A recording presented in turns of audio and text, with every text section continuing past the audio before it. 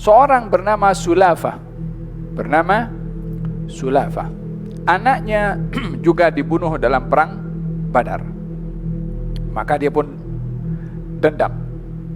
Yang membunuhnya namanya Asim bin Thabit.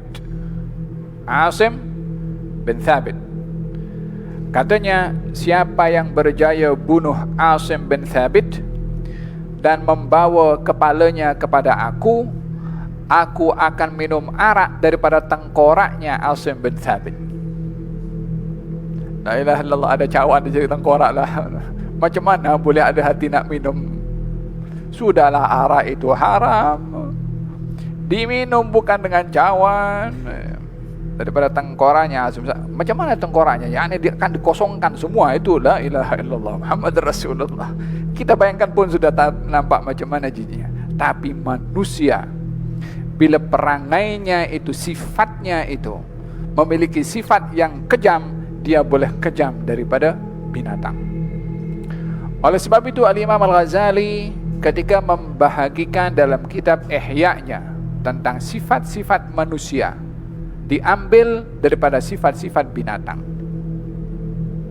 Ada sifat pada binatang namanya sifat sabu'iyah, sifat memangsa. Manusia juga punya sifat itu. Ada sifat pada binatang, sifat dharawah. Karena dharawah ini yang suka memudaratkan saja, seperti anjing. Maka manusia ada sifat seperti itu. Ada sifat pada binatang, sifat bahaim, binatang ternak. Makan, tidur, kawin, makan, tidur, kawin, macam tu. Manusia pun ada punya perangai seperti itu. Ada sifat namanya sifat syarih, rakus, seperti sifat khinzir yang kotorannya sendiri pun dimakan. Jadi ketika dibahas sifat-sifat itu pada binatang, bukan ingin berbicara buruk dan hinanya binatang, karena binatang tak dinilai baik dan buruknya, karena dia makhluk bukan mukallaf. Yang dinilai baik dan buruk itu manusia atau jin, sebab mereka mukallaf. Tapi sifat yang ada pada binatang itu kita diajarkan, diambil oleh Imam Al-Ghazali supaya kita tak punya sifat seperti itu, karena dalam Quran ada kalanya Allah itu memberikan perumpamaan pada manusia seperti binatang. Ya kan? Walaqad dzara'na, kami penuhi neraka jahanam katsiran, ramai daripada jin dan manusia. Apa sebabnya? Mereka ada mata, mereka tak mau lihat. Mereka ada telinga, mereka tak mau dengar. Mereka ada hati, tapi mereka tak mau memahami. Ulaika kal an'ami bal hum adall. Mereka macam binatang ternak. Kenapa disifatkan binatang ternak oleh Allah? Adakah binatang ternak itu hina? Tak ada neraca untuk menimbang kepada binatang ternak hina atau mulia. Hina dan mulianya itu bukan pada binatang. Ada kalanya binatang itu dimuliakan oleh Allah Subhanahu wa taala karena terkait dengan perbuatan atau syariat yang dimuliakan, seperti binatang korban contohnya. Tapi di sini sifat.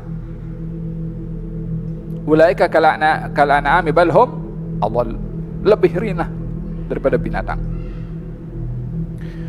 Dalam Al-Quranul Karim ketika mensifatkan orang-orang yang enggan bersyukur dan beriman kepada Allah Subhanahu wa taala, mereka itu ya'kuluna kama ta'kulul an'am. Mereka makan macam binatang ternak makan. Kenapa diberikan perumpamaan macam binatang ternak? Sifatnya. Manusia yang enggan untuk beriman, yang pikirnya makan, minum, kawin, tak kenal kepada yang memberi nikmat segala-galanya kepada dirinya.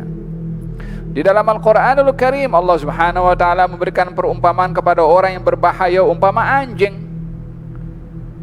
In tahmilhu alaihi yalhath aw tatrukhu yalhath. Perumpamaan seperti seekor anjing. Dan kesimpulannya adalah manusia ini terdedah dengan sifat-sifat yang berbahaya bila tidak seperti ada sifat kepada binatang. Kalau binatang bukan mukallaf sebagaimana saya katakan tadi, tapi berbahaya bagi manusia. Oleh sebab itu, bila sifat-sifat itu ada, maka seseorang hendaklah berusaha untuk membersihkannya, karena sifat itu hina bagi manusia. Bila ada sifat rakus, bila ada sifat memudaratkan, bila ada sifat memangsa orang, dan seterusnya. Faham tom? Jadi ini gambaran bagaimana kalau manusia dikuasai oleh hawa nafsunya, al-ammarah bisu'.